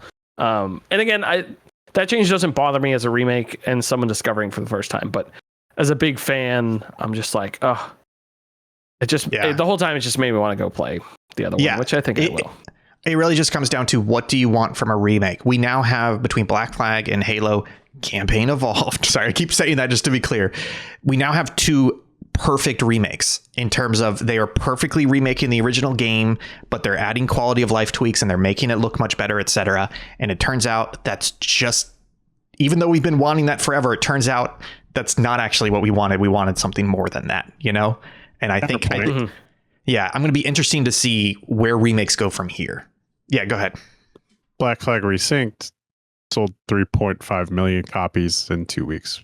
Yes, from an economic perspective, it's like, okay, totally. Yeah, but from our seats, the kind of way like that we think about games. Yes. Yeah, the critics' perspective. I think this is just a me thing. I maybe you two will agree. I don't think the majority of people would agree, but I think more often than not, I would prefer a port of a game to a modern console than a remaster of a game to a modern console. Yes, and this is kind of, I think is a lot. I think this is in tandem to you. I literally just thought of this. Why are we remaking timeless, fantastic games that can still be played today and still feel really good? We should be remaking the failed games. We should be going back and saying this game had a great idea, poorly executed. Let's fucking remake it. Let's do it right this time. That's what we should be doing. Where's my 2 human remake? But the nostalgia sells a lot of copies, right? So like it would sell 0 copies in those cases. Where's my Brink remake? Yes, CEO Chuck is correct. Blink's the Time Sweeper remake. That's what I want. Yeah. Not a bad We're game. getting all this popular shit. Yeah, Sibyl in the chat's got a good point. Zelda 2 remake. That game's good, but it could be made a lot better. I mean, that will be remade someday. Where's my Ocarina of Time remake? Yeah, you're probably right. Yeah. That's coming. Ian, what else you been playing, bud? Yeah, so I had 2 quick hits on some games I've been playing here. One of them is called Re-Entry. I don't know if you guys have seen this because I literally had not heard of it until a couple days ago. This is a space ship simulator game, and it's like DCS for Apollo era NASA. I only played a little bit of it because I quickly became overwhelmed, but I did a Mercury mission and you're in the capsule and it has like all the period accurate cockpit in front of you with all the fucking switches and a checklist, multiple checklists that you can pull up. And I went through the tutorial and the tutorial was literally just like, hey, here's the basics of the cockpit. Now we're going to take you through the launch. The launch is an automated sequence. However, as you're launching, you need to be switching between the 3 different battery systems and checking their voltage and amps. You also need to look at the mission clock because when launch starts, it's supposed to start the clock. But if it doesn't, then you have to press this button. Now, as you're going, you also need to be looking at your altimeter and make sure it's rising properly and your computer is progressing through the steps properly. And I'm just like, oh my God. So I played a mission. What this is? I can only get so hard. This is Lunar Lander. This is the full realization of Lunar Lander, the phenomenon from the 70s and 80s. 70s. Yeah. 60s and 70s. Really. It's just wild because they're not using... I think it's like 75% accurate. And what I mean by that is I'm pretty sure they are recreating the real cockpits and looking at the systems in the checklist and removing about 25% of it, but then leaving 75% of it there for you to mess with. And just to mess around with it, I loaded into the Apollo 13 module, not to run the scenario or anything, but I just watched that movie recently and I was running around the cockpit and I was like, oh yeah, I recognize that section. And I purged the oxygen tanks and an alarm went off. And it's, if you're into space sims, spaceships, and you want something like a DCS where it feels like a 1-to-1 recreation of what you need to do with checklist and knobs and buttons like crazy, play this. I unfortunately had to drop it because it's too much for me. The same as DCS where I'm like, this is too much for me. But apparently there are scenarios in there where things go awry and you start to have to calculate your own orbital maneuvers and trajectories. And so they have like special calculators and formulas that you need to start punching that in and looking through the window and manually setting your own, intercept plots and all that. Yeah. And I was like, I'm so happy this exists. I'm happy I got to touch it, but I can't play it. Did you ever play Kerbal? Oh, I love Kerbal. Yeah, okay. Kerbal's fantastic. This is like Kerbal, but instead of one button press, every button press is now a 20 toggle switch checklist you have to go through. That makes sense. But you're saying like calculating that. like your own orbit. So I'm like, yeah. I fucking love that Kerbal. That little gimbal tool makes it so easy in Kerbal. Yeah. It makes it easy in hindsight when you're first learning it. You're like, what the fuck is this shit? Yeah. Yeah. Kerbal's good. The other game I've been playing, I don't think this was the stream that you were on, Chuck, but we came up with a term for these games where you are doing one task. You're tasked with one thing to do, but they keep giving you tools to do better and add it. Things like a game about digging a hole, or tidy up the arcane library. And we came up with the term progressive jobber, or a PJ game. The idea is you have a single job. It seems daunting at first, but then as you're doing it, you get tools to do it better. And I like those types of games. And one that's went on sale for like $3 recently. It's called Forest Hustle. And the whole premise is that you're chopping down trees to get logs, or I think it's wood, and then you can sell the wood for money. And then with the money, you can buy a drone, and the drone will go pick up the wood for you instead of you having to go back. And then you can you can build lumberjack lodges to hire lumberjacks, and then you can hire miners, NERS, to deal with stone. There's a genre term for this already: incremental instead of progressive, I think. No. See, incremental is different, because incremental is you're not necessarily doing the action yourself. This is and it can go outside of a job here. That part makes it an idler or a clicker. Incremental can be both of those. Oh, that's true. Yeah. But this is more. The reason why I consider this a jobber is because it's like it is a singular task that you're doing. Like a game about digging a hole is just digging a hole, and it doesn't really progress beyond that, but you still physically have to perform the action. Whereas something like Cookie Clicker, at the end, you're making cookies, but at the end of the day, you're still clicking, or having people click for you. But what I'm suggesting is incremental jobber. Ooh, okay. Yeah, I think that's good. Yeah. Although the only problem is IJ is not as good as PJ, because PJ is close to BJ, which is funny. We can come up with this. We're workshopping pajamas. Yeah. No, it's blowjobs and pajamas. People. I guess I'm pajamas. I don't. But anyways, yeah. If you're into these types of games, check out Forest Hustle. I played it 7 or 8 hours. We talked about this with Berry, where these games are hard to design for because there is a progression ramp. And you need to constantly tease the player and then give them a little more, tease them, challenge them, give them a little more. And it's hard to maintain that over the 4 to 8 hours that these games usually last. Have I forced you to play Click Click Bomb yet? I already played it. I played it when it came out. It was fun. Yeah. That fucking curve and figuring out that curve and how that feels and goes is... That one had a good curve. It's the whole thing. That one had a good curve. It was a lot of tweaking and testing. I played through that fucker way too many times. But so I can't imagine it with like a game where it's happening in like 3D physical space and you have to like...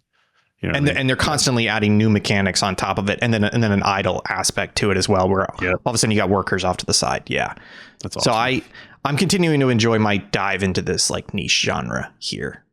There's a lot of them now, but the problem is a lot of them are not good. So I'm always on the lookout for one that's good. No, fuck you.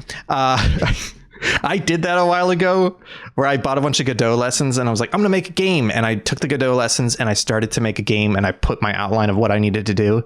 And I started to work on it. And then I was like, I don't enjoy working on this. And I was like, scratching off my bucket list where I was like, one day I'm going to make a game. But instead I figured out that I don't enjoy making games. And that counts as scratching it off the bucket list as well. Godot is not a starter engine, in my opinion. It honestly wasn't too bad with the lessons that I got. Yeah. But I just hit a point where I was like, I don't enjoy the actual work that I'm putting into this. So good for you. That's very wise. I was listening to you, but I also was on Steam. I realized, I wish. I had 177 notifications. I was like, why do I have 177 notifications? Apparently, since I bought my Steam machine during the Steam summer sale, I got 177 Steam summer sale cards.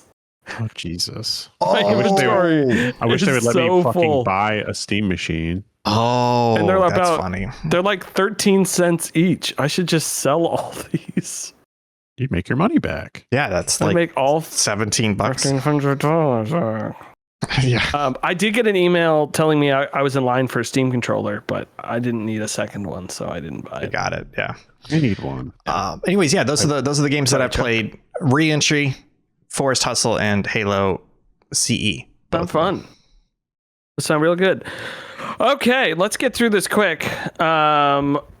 We've got our Game of the Year 2003. Unfortunately, I don't have the screen up for you folks because that's on my OBS. Oh. But we can use our mind palaces. That's right. Where Benedict Cumberbatch lives in my mind palace. Chuck, this is the Game of the Year section we picked the year 2003. Chuck's going to give his shout outs, then he's going to give his nominee for Game of the Year 2003. Then Ian's going to do it, then I'm going to do it, and then we're going to figure out the Game of the Year for the year 2003. Chuck, take it away. Pretty decent year for video games, in my opinion. And when I wrote all of mine out and then I looked at Ian's, I immediately recognized, oh, I was an original Xbox kid this year for sure, 100%. My games that I picked are Prince of Persia, Sands of Time, Vice City, Soul Calibur 2. I don't remember who the exclusive character on Xbox was. Was it Spawn? I thought it was Master Chief for Soul Calibur 2. I was thinking Darth Vader. Was it the Star Wars year? No, because Soul Calibur 2 had Zelda. Had Link, Had Link. Right. So I think it was Spawn. Was it Spawn? I'll look it up. Anyway, I'm Googling it. Soul Calibur 2, Madden 2004 with Michael Vick on the cover. And that's why you love it. My nomination for Game of the Year. It's on the shelf behind me somewhere. Star Wars Knights of the Old Republic. It was Spawn for the Xbox. Yeah. Link for GameCube and Cloud Strife was originally supposed to be the PS2 version, but instead it was Heihachi Mishima from Tekken. That's right. Whoa. Spawn was a cool get for Xbox. Yeah, that is pretty cool. He's a comic book guy, right? I'm sorry, Chuck. Did you say your pick? I was busy Googling. My nomination for Game of the Year is Star Wars Knights of the Old Republic. Nice. I've got some special mentions as well. I've got Wind Waker. It's hard to follow up Ocarina of Time and Majora's Mask, especially on a new console. But a lot of people love Wind Waker. I've only played a little bit of it, but I wanted to give props for not just doing the same thing again. It's always easy for a sequel to just do more of the same, but they took some big swings there, and that's great. The very first WarioWare game was also in 2003. What a wild, weird little game. Just awesome. Another less wild, but I would say more wild than weird would be Mario & Luigi Superstar Saga. First came out in 2003. Mm-hmm. There was a Super Mario RPG before that, but this one, in a lot of ways, made it handheld, and a lot of people really like the style and story of this one. Medal of Honor Rising Sun. That feels like the last good Medal of Honor, right? But it still had the Pearl Harbor opening sequence. It felt like, I don't know if it felt like this at the time, but in retrospect, it definitely feels like, wow, what a good one to go out on. It was Allied Assault the year before. That one's a fucking banger. That one's great. Yeah. Advance Wars 2 as well. I want to give a special shout out to that because those games are always so cool. 2003, I forgot, was just a great year for GBA. Just a great year to own a Game Boy Advance. NASCAR 2003. I want to give a special shout out to this as well. If you guys are not familiar with the history of iRacing, which is the premier multiplayer racing simulator, it comes from a studio that was founded by people who used to work at Papyrus, and Papyrus made the NASCAR games up until 2003. And so they used to put out these NASCAR games that were just like very good realistic racers, like way better than just a sports series should be. And so even to today, a lot of people still play NASCAR 2003 and say it's the best racing game ever made.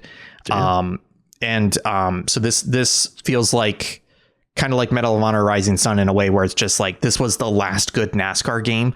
Although it's funny, the iRacing studio has now just started making NASCAR games again. They got the license back. And so that's kind of a historical reason for shouting that one out.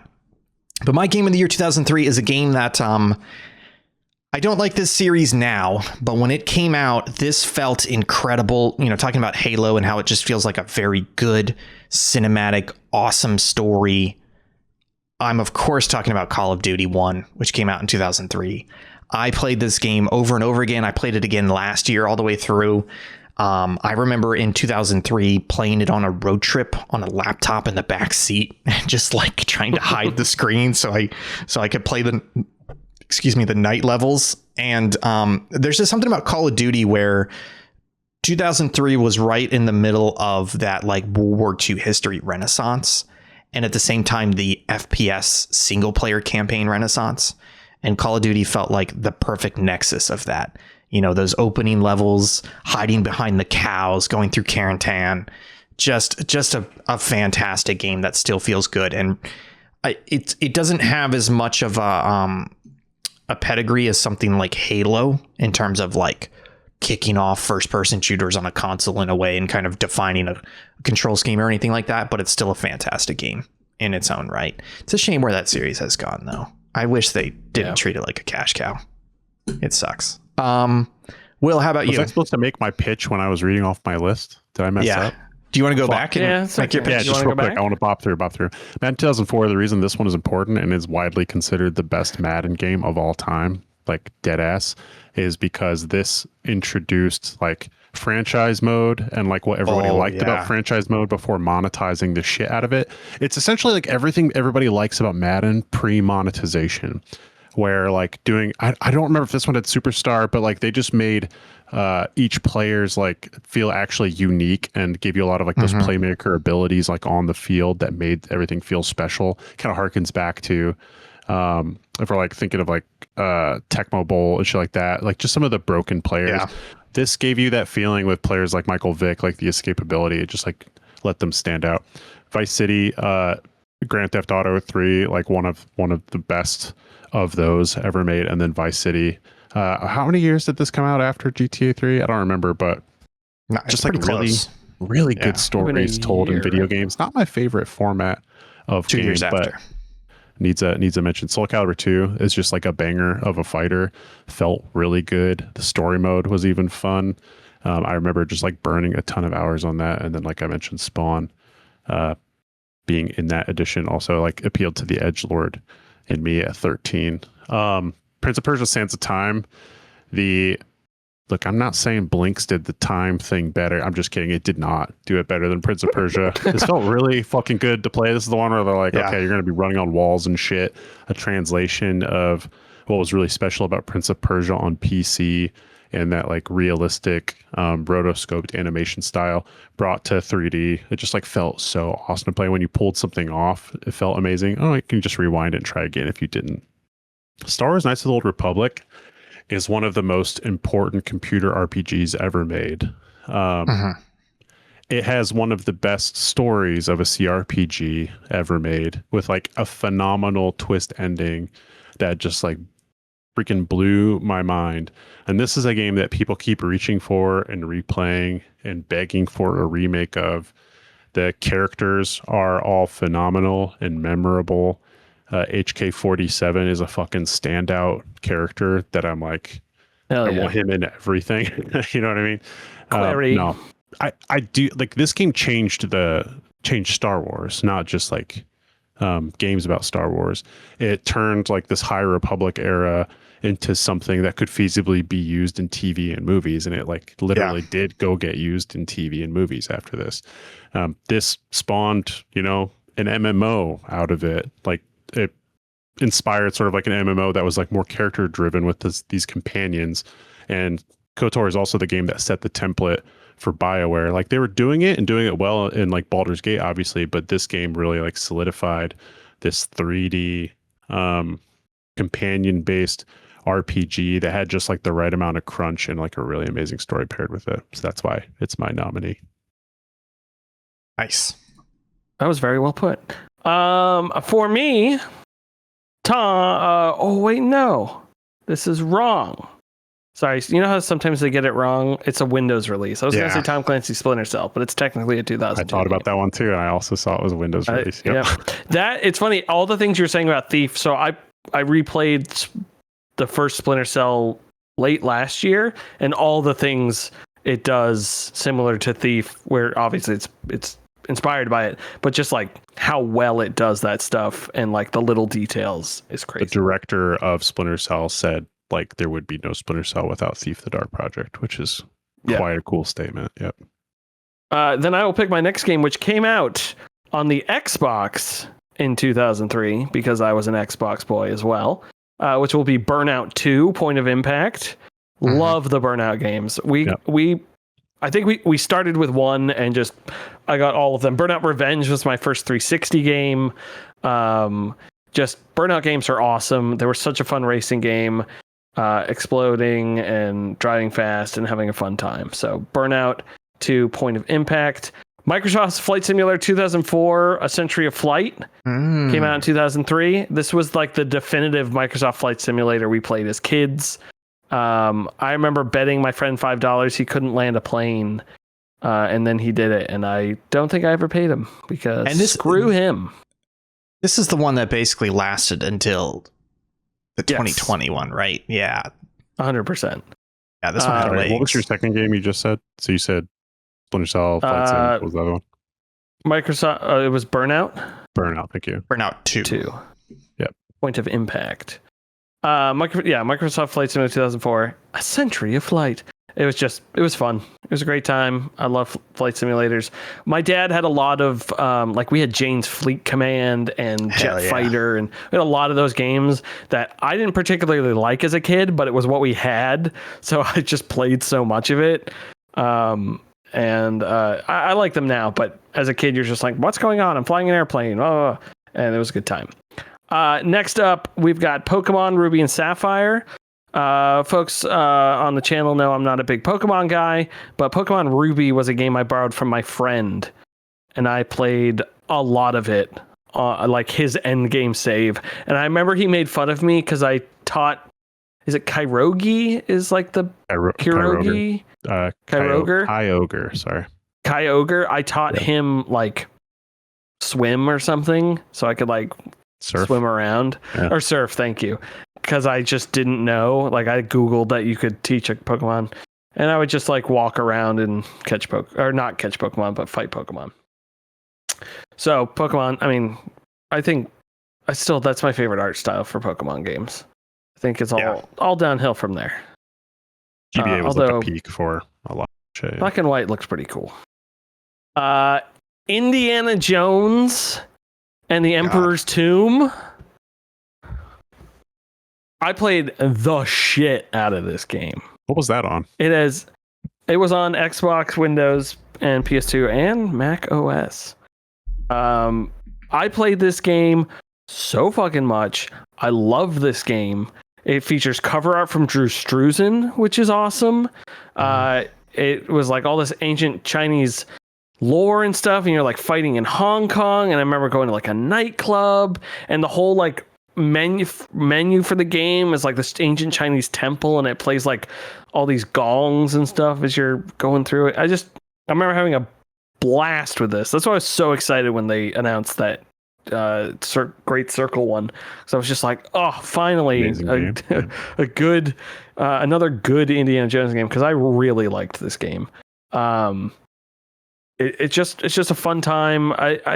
I replayed it recently on a stream, and the voice acting doesn't quite hit as well as when you're a bit older, but I just remember it being a fun time. I should hit this up again. Indiana Jones and the Emperor's Tomb. Quick shout out to Godzilla Destroy All Monsters. Best fighting game ever that they're remaking this year. I can't wait. It's a remaster coming out in November. So fucking excited. I love this game. It's very good. We talked about it earlier, Castlevania Aria of Sorrow. Also another shout out. Great fucking game. But my game of the year, unfortunately for one of you, is Call of Star Wars Knights of the Old Republic. I know it. If only it's a Call of Duty 2 and it was a different year. Well, let's talk about Call of Duty, though. Let's talk about it. Oh, yeah. Because here's why it's not on my list, and why I didn't include Medal of Honor. They don't let you play for the 2002 Allied Assault is a better game than both of those games. The Allied Assault team is the one that left and went and made Call of Duty, which I think is very cool. But the best Call of Duty doesn't even come until Call of Duty 4 in 2007, in my opinion.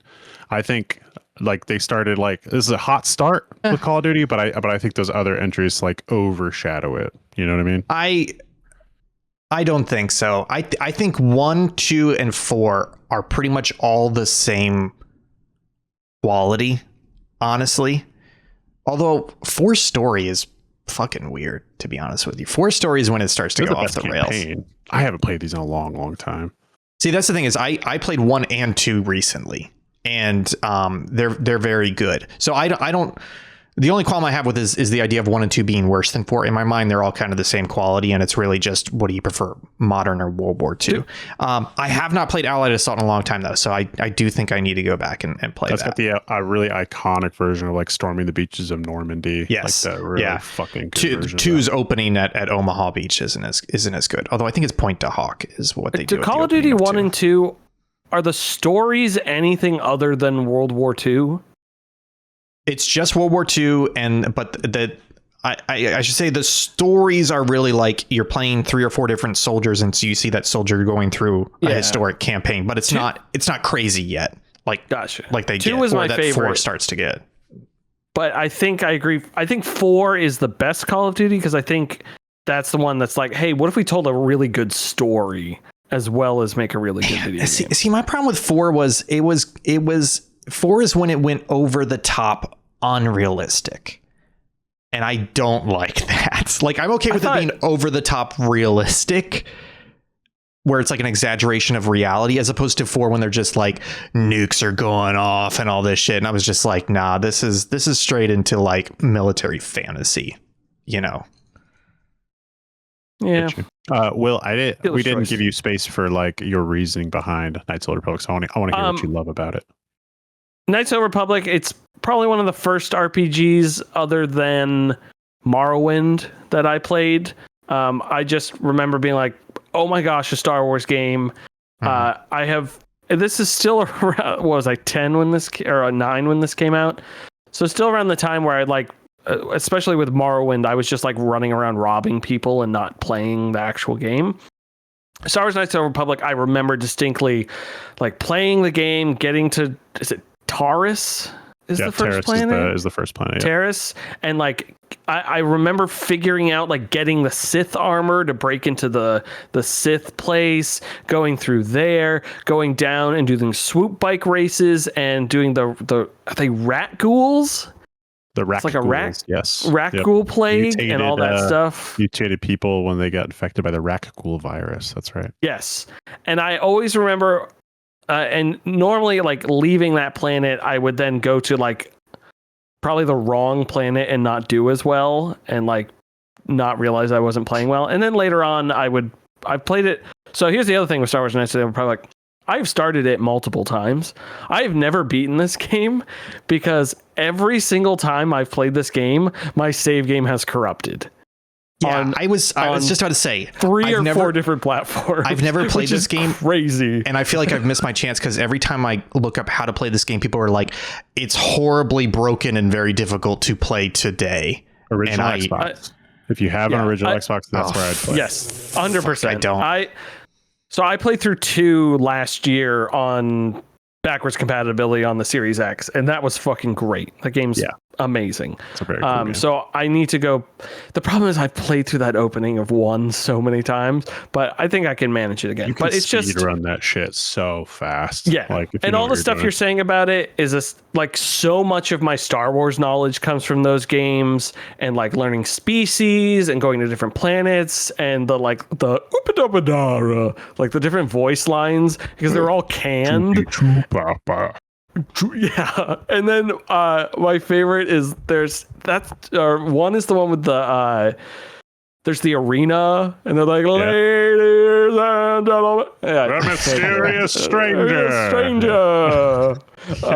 It's so good. Wild. This is like a very early game that made me go, oh my god, I could do anything in this. It's like, oh, I can go to the cantina. Oh, I can go fight duels. Like the duels were totally optional, but like you can just go fuck around and become like the duel champion in that game on a planet that gets fucking bombarded to death later. It's like, so none of that matters, but it was cool that you did that. This was such a stepping stone to getting me interested into Mass Effect.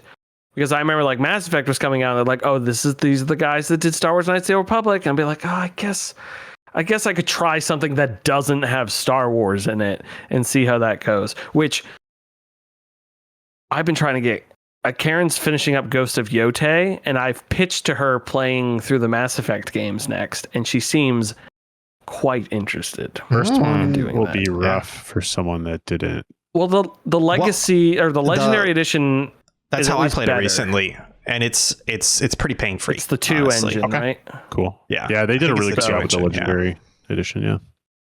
So I don't know if it'll stick. Maybe she'll just play through the first one.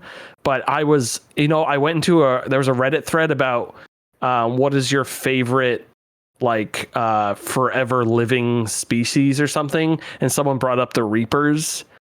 And then someone was like explaining the whole Reaper thing, because I had forgotten like, oh, they built the mass relays so that people will go to the Citadel and start the civilization on the Citadel, and the people before humanity sabotage the Citadel to make sure that, and I had forgotten all of that, and I was like, fuck, what if I play through Mass Effect again? It's so good. I forgot how good it is. It's a fucked up story. It's like, oh, this extremely ancient evil demon machine race is like, we're going to set out a little pattern of relay so that all these species develop in a way that's convenient for us to annihilate them. It's like, what the fuck? Yeah, it's pretty good. It's like laying out, it's just broken down to like laying out an ant trail trap. You're like, I'm just going to trap all these ants in this little thing, and every couple days will come by and just kill them all and then take all their goods and meat. What did they want them for? Delicious souls. Something. I don't know. Was it just for fun? The Reapers do it for fun. It was like they were like a control because like they couldn't be trusted to not overrun the galaxy and deplete all its resources. Oh, so it's like a Halo ring. It's like pest control. Yeah. Sort of situation. Sounds right. We are the pest and we need to be contained. Yeah. We are the future. I'm now looking at the credits for Knights of the Old Republic and just like, oh my God. Just thinking this is like peak BioWare. They would go do like obviously Knights of the Republic 2 is really cool. But Jade Empire, I don't know if you guys have played that. That game. I've been wanting to play that. That game is. I want to play for a long time. It shouldn't be good. Canadians should not be allowed to make a game about like Chinese martial artists and stuff. I don't know. Actually, it fucking kicks ass. Do they do good accents? Are they like Nemoidians? Now I'm scared about looking up the voice cast of Jade Empire. So it's just a lot of white names on here. So I think that pretty clearly puts Star Wars Knights of the Republic as Game of the Year. Call of Duty as a runner-up. Will, I think you get to choose the other runner-up. Dare I do Godzilla Destroy All Monsters? You already said it's the best fighting game. So Game of the Year is going to be best fighting game. Star Wars Knights of the Old Republic. I'm going to say best World War II game. Best World War II game is going to be Call of Duty. Best fighting game is... Can I tell you what game out of my list would get my second runner up? And it's crazy to say this. It's Madden 2004. I can see that.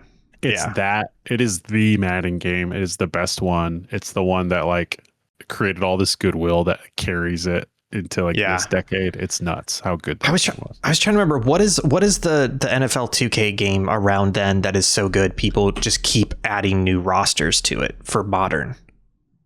Is it Blitz was still coming out at that time? But I think it's 5.